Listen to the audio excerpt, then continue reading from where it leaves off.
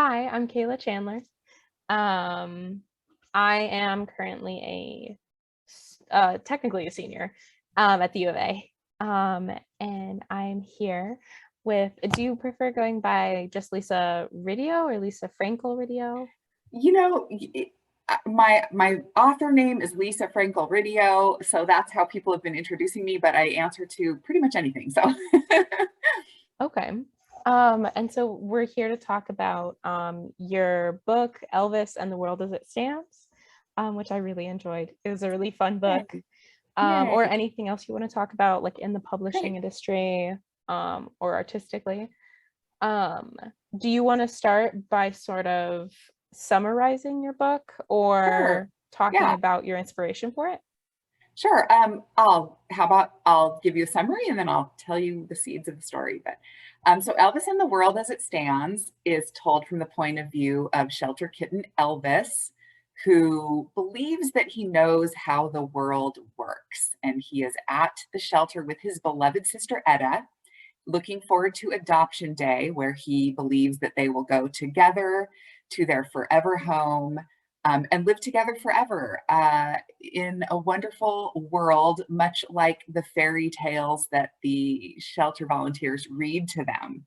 But when Mrs. Pemberton comes to the shelter and adopts only Elvis, he is separated from his sister, and the world that he thought he understood is basically upended. So that's kind of a little entree into the story. Cool. Yeah, when I was reading this book, I just thought the way that you sort of had the connection between animals that are personified and people. Yes.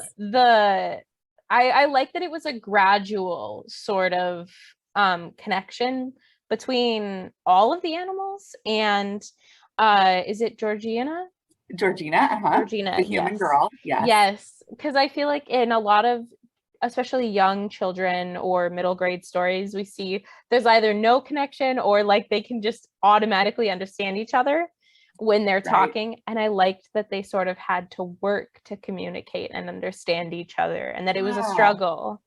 Yes. Or yeah, that they had to work on communicating. I Yeah. Yeah. really liked that. Oh, thank you. I'm so glad you noticed that. I actually, when I was in my getting my MFA in my master's program, I had to do a critical thesis.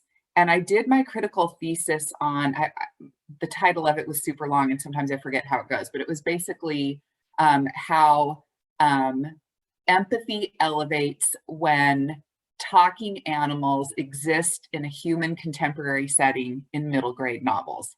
I might have botched that a little bit, but the idea was that I did this whole study on talking animal books, and I was noticing in some of the books that I studied, and this notion that I kind of fiddled around with is that when you have an animal character who is the protagonist, who's going on whatever their journey is, trying to accomplish whatever they're accomplishing, that if there is also a human character going on a simultaneous type of journey with a similar type of problem, different but similar, that when they're traveling it together and they have a point of sort of crossover, I called it the bridge in my little analysis of different books, that whole idea of the empathy for the reader is that there's synergy. There's a synergistic effect when you have empathy for the animal and for the human character that are going on these journeys. So I was endeavoring to create that in this story. And a big piece, like you said, was the notion of the inability for animals and humans to communicate, and how would they be able to understand each other. And so I was trying to work that out in the book. So yeah, so thank you for noticing. I love that. Yeah, no, I actually that's one thing that I grabbed onto most when I was reading the story. Especially that like it ends up being the Legos that Yes, connect them yes, because that's like her whole thing. yep, That's sort of how she's like at least it's like a hobby. It's like an external right, way that she's being able to like cope with everything that's going on in her life. I yeah, liked that that was sort of a way that they were like able to sort of just like mash together and sort of like yeah. It was their find common common ground, ground. right? It was, Yeah. yeah, yay. Yeah. And I just thought it was I don't know. I loved that it was just like Legos because I feel like it's just Right. something common, but you can obviously like you can build anything with Legos. Like she's building, I believe, the Twin Towers, Uh-huh. which I can't even imagine how you would start to do that, let alone when you're like 11 or 12. Right. Um, and you're just like, I like that you can just like build with that and that they did. Yeah, yeah, that's so cool. I know when I was trying to figure out, because it was definitely a puzzle piece for me to figure out how is Elvis actually going to be able to tell her this is what I need? What is the answer? And I didn't know the answer when I was writing the book. I mean, I didn't outline it. I kind of, it's my first novel, so I was sort of a pantser. They talk about the pantser versus the plotter. And so I was just trying to figure out the puzzle as I went. And I was kind of cracking myself up when one day it just occurred to me, it's the Legos. Of course, it's the Legos. It has to be the Legos. But I didn't write it knowing that. It kind of came to me through the process, which was very cool. It's sort of, I call that the magic of writing, right? So So, yeah, I've never heard the pantser and the plotter. I've yeah, heard before in creative writing classes, the gardener and the architect. interesting. Yeah, I so have the not even heard that one, but I like that. yeah, the gardener, I Oh, liked it because it when my creative writing, this was my first semester in college, like the yeah. first college level creative writing class I had taken. And he was in an MFA program, the student who was leading it. Uh-huh. And he didn't want to put like an emphasis or an importance on either kind of structure. Right. Right. And so I liked that the explanation was like the gardener sort of like just goes in and like tends to the story and it grows with you, or the Right. architect, they sit down and they sort of like plan it out and they are very meticulous about it. Do you find yourself you're more of like you sort of develop the story along with you? Yes, I'm definitely a gardener, and I love this analogy. I'm now going to adopt it as my own. So thank you so much for this. I'm definitely a gardener because I don't know what's going to grow.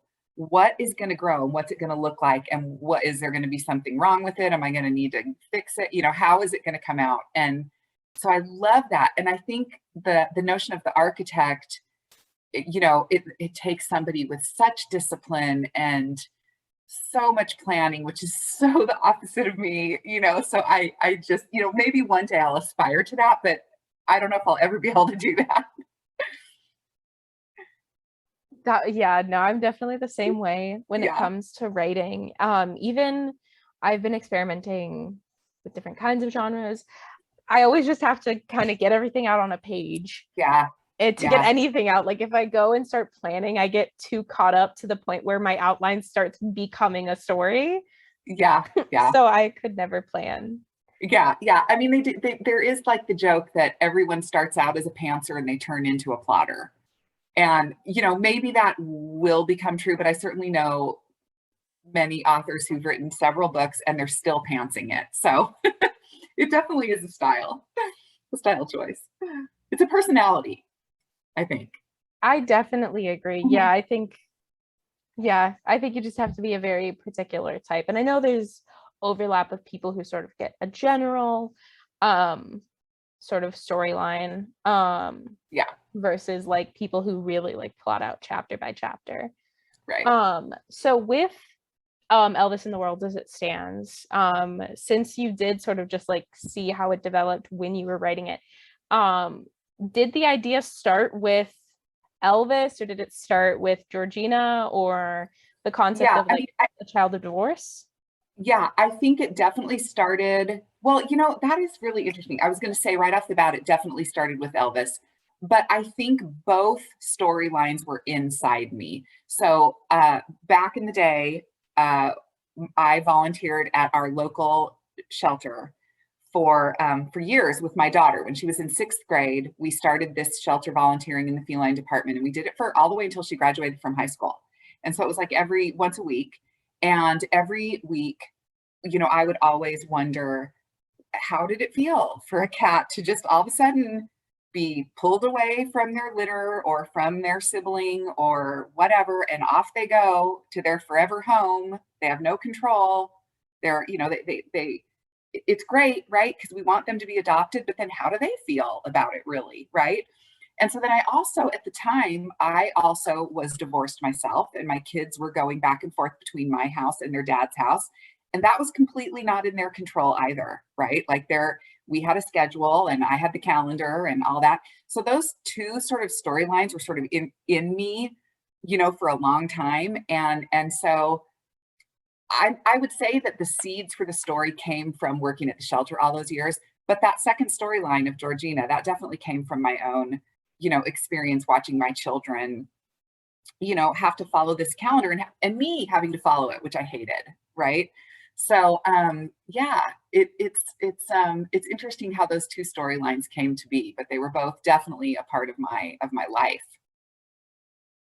Okay, yeah, and I know they always say, um, there's always bits of like yourself in a story.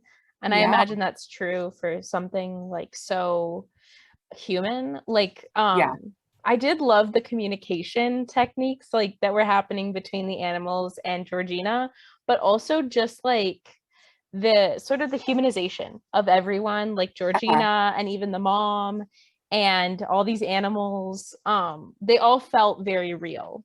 yeah, um good. and I think a big part of that is because the things they're going through are like not common but just so kind of universal. Right. um Being like seeing a loved one, whether it's your parents or whoever, like going through a separation, having to deal with that, especially at a young age. I know that that's a common feeling that a lot of people, I'm sure a lot of young readers can relate to. And I Hmm. really liked the way that it's like throughout the story, the way that family is sort of built. Hmm. Hmm. um as we see Elvis sort of like, I think he tries to escape a few times, and like he and Georgina, she's like, she didn't even necessarily like pick the cat, her mom did. Right. And it's sort of them like coming together and like learning to sort of like heal and Yeah. build a family. Yeah, definitely. Yeah, that's definitely a huge part of it. And, like I was saying before, that notion of feeling like, what do you do when your life feels out of control and when things are out of control? How do you manage? Well, you just take one step forward, you just keep moving forward and you find your way. And then I was also looking at that question of how does a cat feel? How would a kid feel? How does anyone feel when maybe a big world event occurs that it feels out of control? And I do that light touch on 9/11 and bringing that um, bit of history into the story. Um, but yeah, just finding your footing and finding your way and just moving forward, um, whatever your new life situation might be. Yeah, I did really like that too.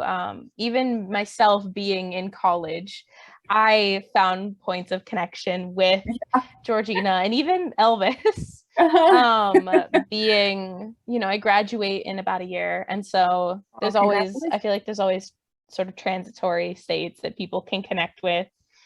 Yeah. Yeah, I was actually surprised like how much I found myself just sort of like not sympathizing, just like seeing myself in Georgina, even though she's a young girl. She's going through such a big thing, like you mentioned, and like such big Yeah. life changes and adjustments, Yeah. Yeah. possibly for like the first time. I Yeah. definitely saw myself connecting with that.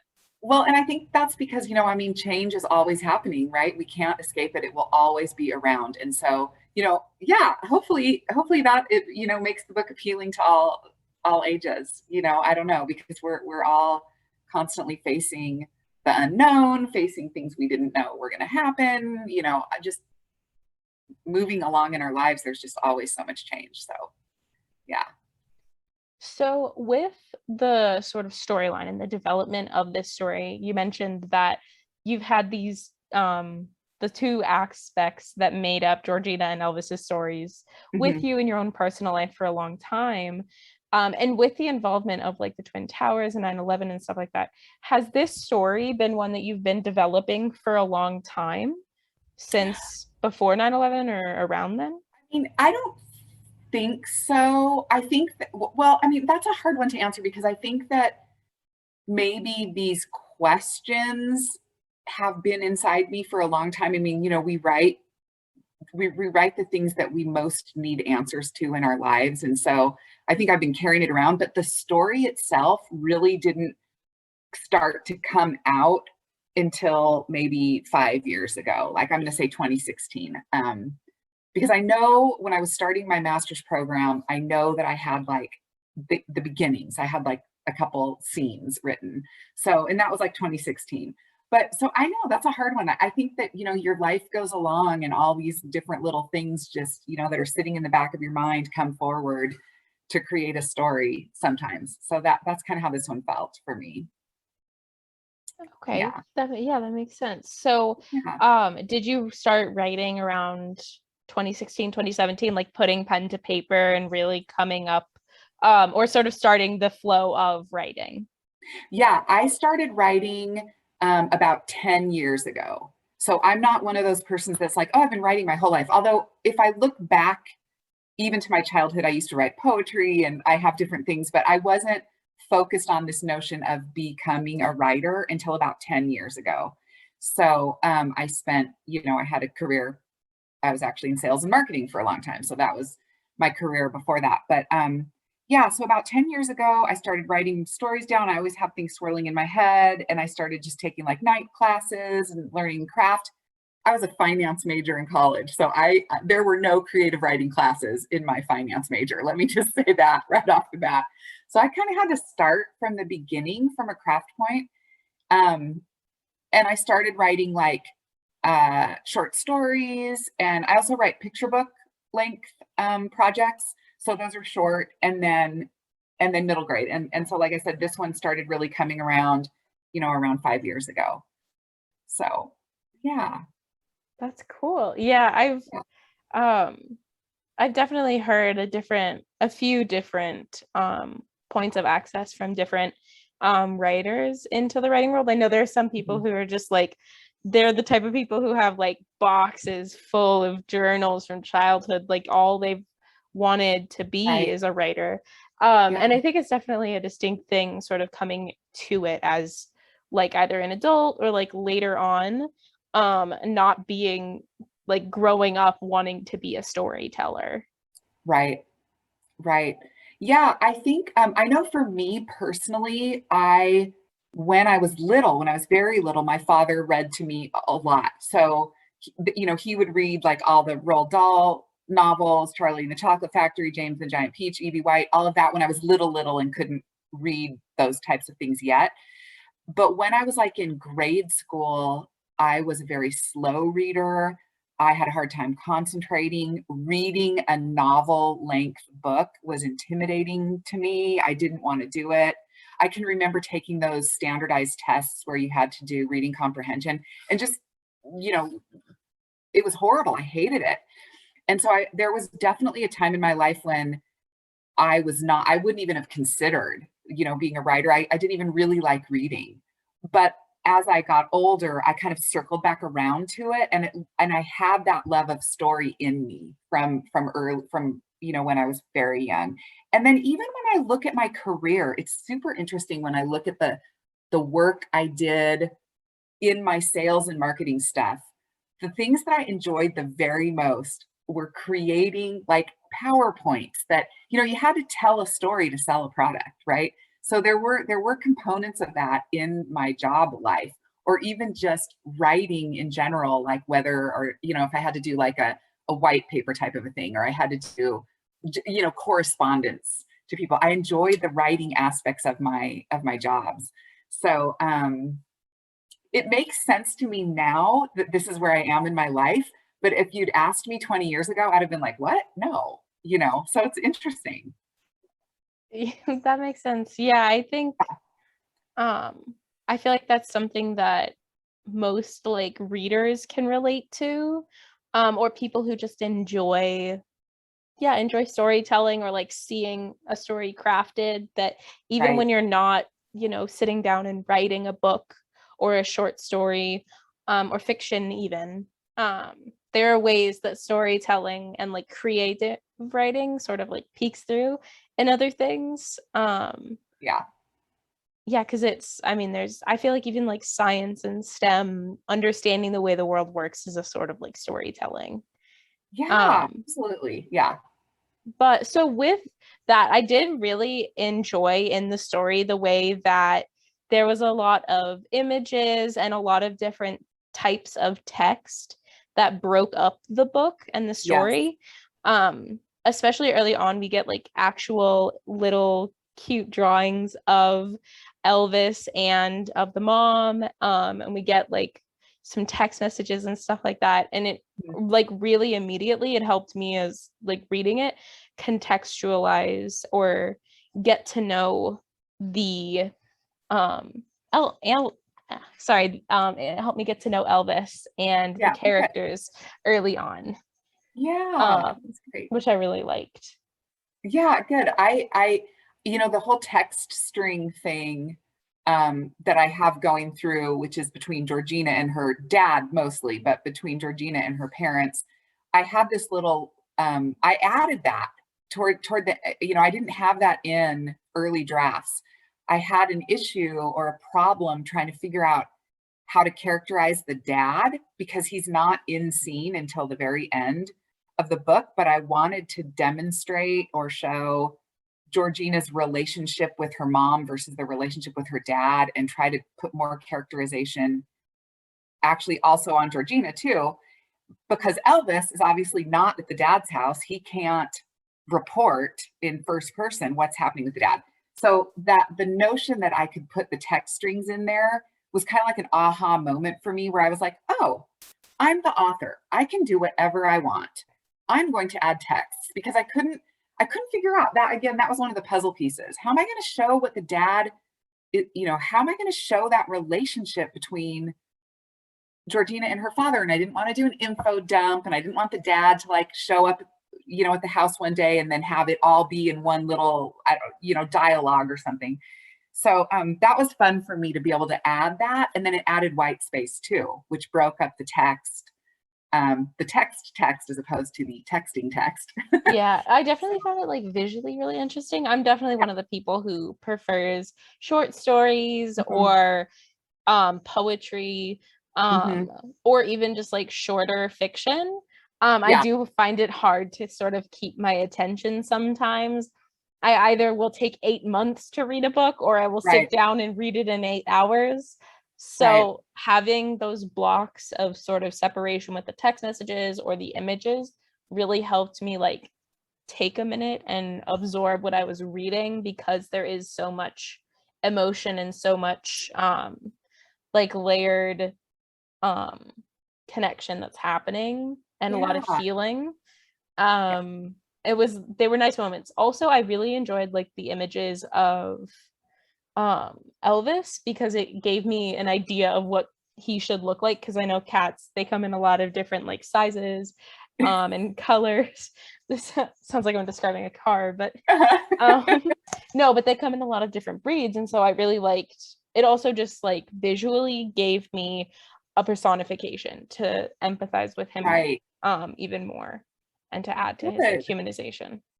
Yeah, and I think that, my goal in creating this book the way that I did, I want to for the younger kids who are maybe reluctant readers like I was, I want to be able to give things to draw them in, provide things that'll draw them in, whether it is the illustrations or that white space or oh, look, there's texting happening here, something different. So it's not just all work, pages of just text that can be, intimidating or whatever. So it gives you a breath, right? Like when you have a change, when there's the changes happening actually on the page that you visually see, it gives you a breath. And like you said, you get a moment to process, some of those heavier emotional things that were happening. So, since you mentioned that the texting aspect, even though it's very early on and throughout the story, Yeah. came in at the end of your actual writing process, is Yeah. that one particular thing, or was there another facet of writing this story in particular that you enjoyed most? Like one Yeah. particular character piece or like setting? Oh my gosh. It's so funny because I feel like, wow, I worked on this book really all in all for probably 4 years, right? And I think back on it and I'm like, wow, it went by so fast.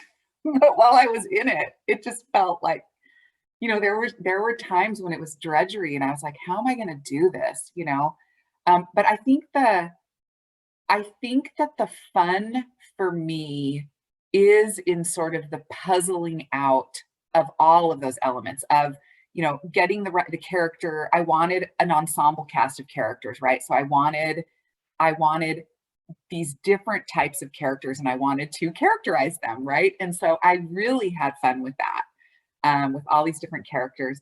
And I had, like I said, with that piece of trying to figure out the sort of common ground and the communication issue, that was really fun to just really try to figure out. And then when I figured it out, I had so much fun writing that scene. And so I think that that's probably the most fun for me is when I figure out how something is going to work, whether it is the setting or a character or a key component of the plot.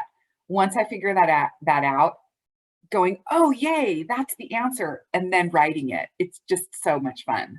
So, and then the rest of it, you're just like agonizing. How am I going to, and there's so many things to consider. It really only needs to be this many chapters and this many words. And I have to make my chapters have to be the appropriate length because for my age of reader, it can't be too long. And, there's just so many things that are like the work part of it, right? The work part of the writing. But then the actual unlocking of something that's going to make the story work and then writing the scene is just the fun part. Yeah, sort of coming to the realization of how the mechanics of something will work in your story. Right, exactly. So, Yeah. with that, was that when you were trying to figure out the connection piece for their communication, Mhm, or any of the other parts when you were developing like a character voice or a mhm. character design, is there any like writing sort of exercises or tips that you used? Because I know personally, like after I write for even just a small amount, I can get blocked really easily. Mhm, mhm. Did you do anything in particular that sort of helped you keep flowing? I do get blocked really easily too, and I also get to where they're I'm not one of those persons that like I'm just going to write every single day. No, I spend a lot of time thinking, and I'm really big. I'll just share I'm really big on flare pens. I like to like doodle and draw and try to figure things out and use lots of colors. Like I don't know if that just helps me unlock problem areas, but in terms of just my strategy for writing, gosh, a lot of it is just about my comfort. Like, do I have my coffee? And with COVID, that threw everything off. But I would go to my coffee shop. I would have my one particular chair. And I'm not kidding you, I would hover. Like I could tell someone's leaving the chair I wanted. And I'd just like be like, oh, my coffee's almost ready. I'm gonna have to go to the coffee bar and pick it up. No, wait, they're gonna leave. I better stay right here. If I have my perfect little chair and my little coffee and I'm comfortable and I have my computer, I can make myself push through the hard stuff. But if I don't have those weird little creature comforts, sometimes it really makes me stumble. I don't know if I'm answering your question. Now I can't remember the total question. You're good. No, yeah, that Okay. answered it. It was Okay. just sort of what you do to sort of keep flowing along, because I Yeah. imagine the process, I know you said it was over quite a few years, Yeah. developing a book in general, or even just a story, Yeah. takes so much time, especially if you're focused, like you said, on character building. Right. And so much of the book is just central on these very individualized characters, even though they have similar story arcs that connect them, Mhm. the very individualized voices being able to express themselves and Mhm. communicate what they need or figure it out for themselves at all. So I imagine that Right. probably took like a long time. I know personally figuring out character motivation or Right. background can always be a lengthy process. Yeah, definitely. And I think for me, in terms of my writing process, like I said, I'm not super big on plotting. I'm not the architect of the story, like in the sense that we were talking about it before. But I do feel like just the act of sitting down and writing I'm amazed at the magic that happens when I just do it, because I do spend a lot of time going, ugh, I can't do this today. I can't figure it out. It's not going to work. I don't feel right. But when I just make myself right and I get going, it's amazing. I'm sure you've experienced. It's amazing what comes out, and you're like, whoa, I didn't even think of that. I wasn't even planning on trying to solve that problem, and here it came. It just solved itself because I was doing the work. And that, I think that's the thing that I've really learned the most in this whole process, is that things happen for me when I'm doing the work. Hello. I mean, this is basic information, right? But, Yeah. this is life lessons, but you don't believe it until you do it, until you experience it. And then when you do experience it, you have to remind yourself it will all come together if I just sit here and do the work. Yeah, that makes sense. And that's Yeah. first step of actually just sitting down and doing it and typing or even Mhm. handwriting if that's what works for you. I met a graduate student who was teaching another creative writing class who only wrote on a typewriter because writing anywhere else, like the sound of it reminded them of, I believe, their mother or father writing. So it was Oh, like that's the only cool. way they could get into the Yeah. headspace. Yeah. Yeah, yeah, super interesting. I also feel like, I don't know, it is such a life lesson, just do the work. But I know that in the time you do a lot of waiting, right? When you've got stuff on submission and you're trying, like, just even back trying to get an agent, trying to get something sold, all this waiting. I've marveled at the way that if I tell like I'll say, oh my gosh, nothing is happening. I'm never going to sell this manuscript. I no, and I will just make myself go to the library or my coffee shop or whatever, turn my phone off, do my work. Every single time something good has happened where I've turned my phone on and there's a message from my agent or something, it's because I turned my phone off and I was doing the work.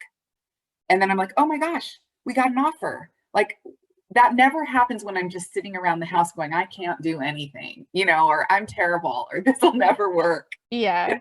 only happens Yeah. when I'm doing the work.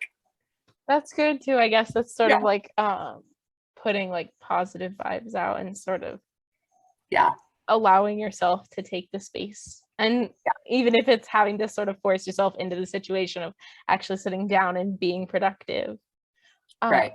would you be able to sort of talk about what your process in particular was for after you developed the story? Did you have an agent before? Because I know you mentioned you write other stories, Mhm. um, short stories and poetry. Um, Yeah. Yeah, I will tell you that when I very first started writing, so, 10 years ago, I was like, oh, I'm going to write a picture book because it's short and, it's easy.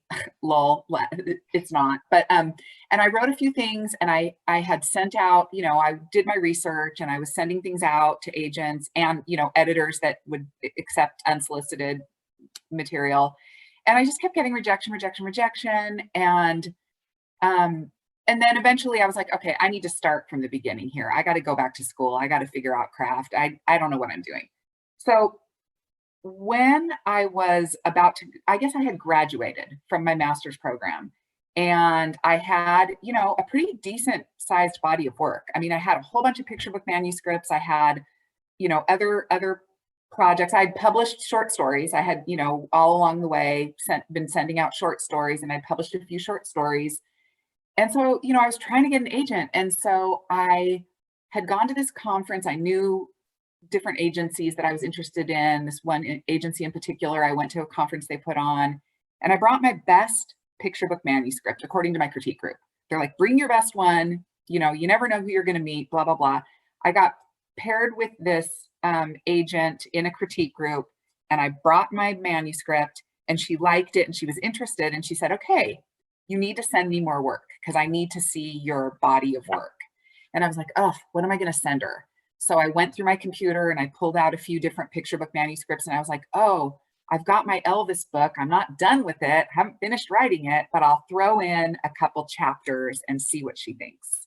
And that was like at the beginning of 2019. So I hadn't even, I mean, I probably wasn't even, I don't even know how much of Elvis I had written, but she read the chapters and she was like, when are you going to finish this novel? I think this is good. I think we could sell it.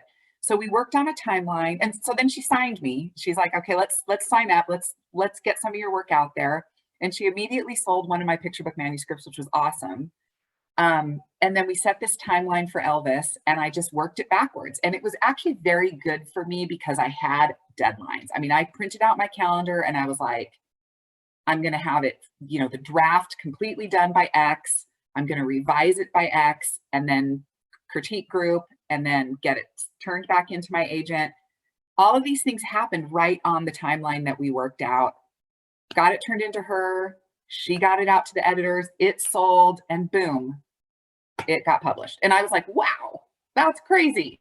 So, you know, it just was a matter of, you know, I was leading with what I had that was polished. And then I had all this other stuff that needed, you know, a little bit more work. But that's what got me signed with my agent. And then we went from there. So. Okay. Yeah, that makes sense. Yeah. And is it the story that you thought was sort of going to take off at first, Elvis, or did you think it was going to be your more polished one? No, I mean the one that the one that was polished, which is a picture book manuscript, it did sell right away and it is going to be published, but not until 2024. Picture books take forever. And so it just was funny because she sold that one and I was so happy and I was like, oh my gosh. And at the time that it sold, which was 2019, we kind of thought it would publish in like 2022. And I was like, wow, 3 years to wait. Oh my, that's just, you know. Meanwhile, I had all these other things to work on. So it was great because I felt like I felt like I had a little confidence boost, you know, with that sale. And then I got back to Elvis and I finished it and I was able to tackle it and work on it. And now, but even still, all like I said, all in all, it was about 4 years with Elvis. Now I'm working on another novel. Well, I don't have 4 years, you know, I got to put the pedal to the metal. I don't have 4 years to just mess around. I mean, I do, I could, but I want to accomplish it and get it done and, you know, hope that something happens with it. So hopefully it'll be faster than 4 years. We shall see. Yeah. So I know you mentioned a little bit that the timeline, if you were signed with the completed sort of picture book, Yeah. and you were looking at 2022, that would have been 3 years. Now you said it's 2024, so 5 years. Is that due to delays from COVID? You know, I don't think so, but it could be playing into it a little bit. But I will tell you a fun little interesting story, which is that, you know, I've heard from all my picture book writer friends that it can be anywhere from a year and a half to 5 years. It just, you know, some publishing houses only buy X number of picture books a year and then they just stack them up and they get put in line. And so we felt like mine was, you know, somewhere in the 22, maybe early 23. And then my editor, and this book hasn't even been announced yet, so maybe I'm not even supposed to talk about it, but let's just say this. My editor emailed me and said, you know, I'm sorry, we're pushing you to 2024 because I signed this other famous person. And I was like, I know, so I probably can't say because I don't want to, but they signed this other very, very, very famous person who had multiple picture books. And so two of them have already come out. And I was like, it's fine. I get it. It's fine. I can get in line. And thankfully for me, I feel very, you know, I'm so happy that I had my middle grade novel to work on. And I do have another picture book that is coming out in January. So I did see that, the alphabet book. Yeah, the alphabet book. So I haven't felt so terrible about it. And it gives me something to look forward to in 2024, right? Yeah, and that was actually when I took the children's literature class for the first time. It was interesting to see how much, like how every little detail is reviewed and double checked and everything with picture books. Yeah. And how much longer it can take to just go through the actual process of developing a publishable story compared to even like middle grade or YA. Right. It's fascinating. And I've gone through, obviously I've gone through it all with my ABC book. And it's been so much fun to learn how they build, how you make a book, right?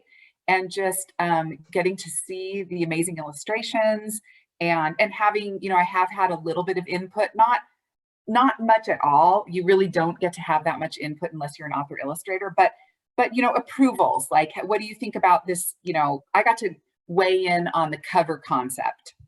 I did like a little I don't know, I guess it's not a storyboard, but like a what would you call it? Like an idea board, I guess, on how, what I thought I would like to see in the cover art.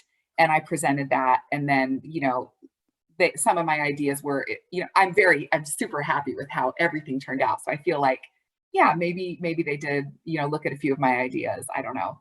But it's been really, really interesting to see every single detail. The end papers.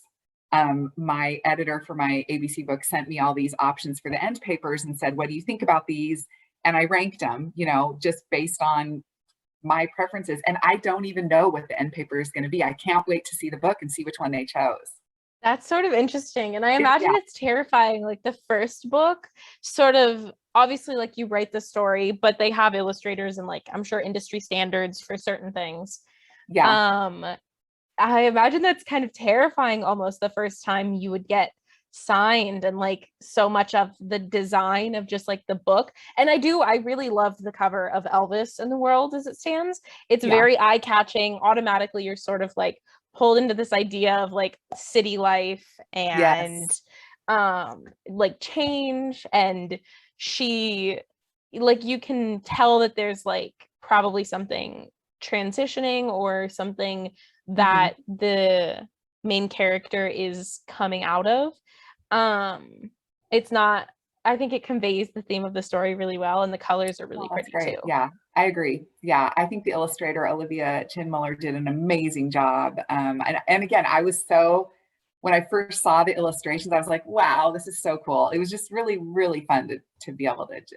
It's just a beautiful gift to see all of it and be a part of it. And one thing that was fun too that I didn't even have any. I have my copy right here. I was just going to show you. When I got my author copies, I had no idea what the actual book without the cover was going to look like. And so the little kitty cat stamp, I just about fell out of my chair. I just loved it so much. And that it was purple.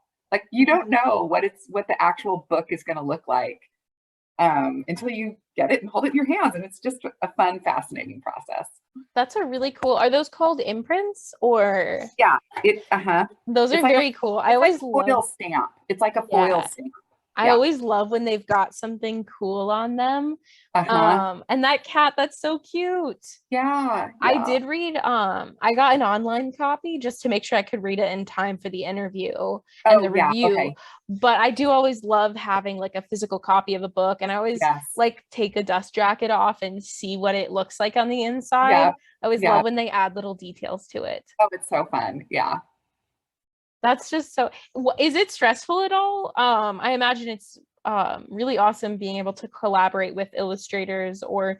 designers to sort of work with what your final product looks like. But is there any like fear or like even Well, just like the first time not having total control over that? I think I don't feel like I had fear at all. And most of my author friends that I've spoken with about this, I don't think I know. I actually only know one person who had a situation where the illustrations, and it was a picture book, she wasn't happy with the illustrations. But honestly, one person, one time. So you put a lot of trust in first your agent to sell your manuscript to an editor that they know is going to do a great job with it.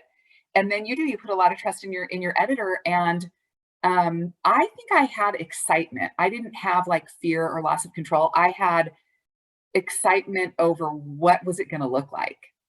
And like I said, I was able to chime in, lightly on, approval. I think with the cover, we had a couple different cover ideas, and I was like, oh, I'm tending more towards this one, and then they developed it. And so it was just fun. It was just really fun. And I honestly, I cannot wait. I should be getting my author copies of my ABC book probably next month. And then, I have no idea. My other book, that's the 2024, I know they've signed the illustrator, and I have no idea what that's going to look like, but I can't wait. It's just fun. So yeah, that does sound that Yeah. does sound nice, and just the collaborative sort of effort of it does sound Mhm. very cool, and sort of just having your complete story that you're putting out into the world and just seeing where it gets developed and Right. adapted by Right. other people. Yeah. And I have been reading a lot about and listening to podcasts, different authors talking about, you do your work, you write your manuscript, and then you sell it and you let it go. It's out there. It's gonna turn into what it turns into. I mean, obviously you'll have, the editing and the, whatever stuff, revision stuff that you might have to do, but it's done. Once it's done, it's done. It's out there and it gets to go live its own life. I think that's cool. So, Yeah, that's interesting. What's the process like that different between a very story driven middle grade book versus mhm, an ABC book? Because I mhm, imagine that that's very different, and it's a middle grade versus a picture book. mhm. um is the just the whole process of like writing it and developing it a lot different? Yeah, I mean, it is very different. And I think, yeah, I was just talking or listening to a panel, or I can't remember where I was, but anyway, we were talking about there was an author that writes YA and middle grade. And that's more similar, obviously, because it's novel length, and then there was me, middle grade and picture books. I definitely have two completely separate hats. I mean, the creativity, obviously, that's all coming from the same place, but it's entirely different. So, everything from word count, obviously. And with an ABC book, that's obviously it's a concept book. So that's going to be different anyway, because there is a story thread ish going through it, but it's the alphabet that's holding it together, right? So we know that it's going to end on Z. Let's put it that way. So yeah, it just very different hats. And for me, and the way my brain works and the way I work, it's a really good um, set of projects for me to have a middle grade novel that I'm working on. And when I get stuck or I can't do it, or I just have to have a break, I can pivot to my picture books and do a revision in one sitting. I can pull out one of my picture books and be like, okay, let's do a revision on this. Print it out. My process is I print everything out. I recycle, but I print, and then I use my flares and I color it up with the flares and I change the words and then I just retype it in, done, revision on a picture book. It's hard and it takes, many, many, many, many, many revisions, but I can look at it as a whole essentially in one sitting. Whereas with the middle grade, obviously, you're like, oh, what am I doing? I'm on chapter 3. Okay. It's a whole different mindset. Interesting. That makes sense too. I imagine it's just because like conceptually developing those Right. two different kinds of structured stories, I imagine would be very different. Yeah. Um, so with your writing style, do you have any advice for people who want to be future editors or who are just looking to improve like their own writing style? Yeah. I think, people talk a lot about finding your voice. I'm sure I just think that when you legitimately are writing the things that are in your own heart, when you are legitimately trying to answer a question that you need an answer to in life, you are going to write, an authentically original story. And so you just have to do it. You just have to listen to your own heart and put the pen to the paper and do it, and you will find your way. I mean, that is the only thing I really can say, because you know coming from my background, where I was like, when I took my first creative writing class at age 46 or however old I was, and I was like, what are they talking about with the, omniscient? What is that word? I've never even heard it before. Like, I don't even like all these craft things. I had no idea. I had the story already. I mean, or the stories, or the ideas, or the questions. I had them in me. And it was the craft, learning the craft that helped me get it out in a way that could be accessible to readers, right? So I don't know. Is that advice that it is just going with Yes. what's inside you? Yeah, Yeah, and I know that that's I think people underestimate how much just sort of following the things that connect with you as a reader or as just like a person, like your right, passions or the things that have sort of always like held you together, I guess you could say, right. and That, writing them down in different ways, I think is always a good thing. yeah, yeah, yeah. I mean, that's how I feel, and I think for you becoming an editor, and I know when I went back to school to get my master's, the school that I chose was very heavily focused. Besides the fact that they have an amazing faculty, but they were very heavily focused on reading. So we had a huge reading list, and there, I had to read X number of books every month. And that was even hugely challenging for me. I mean, like, I was like, oh my gosh, how am I going to get through my reading list? But that's the other side of it, right? Is to be so widely read and read everything. If you're wanting to be an editor in children's literature, obviously you're going to read mostly children's books, but you should also be reading all the adult stuff and nonfiction and the newspaper and whatever your favorite, journals and magazines are and whatever. And so that was the other huge component for me, which was really amping up my reading level. That really, has helped. And I'm sure, as a future editor in publishing, you're reading a ton. Yeah, I know that that's the other advice that I've always been given by creative writing professors or other people who want to pursue writing. To be a good writer, you have to be a reader. Like That's you right. just have to You have sort to. of just read as many stories in as many genres as you can. Yes. Yes. Agreed. It's been really nice talking to you. You too. Thank you. This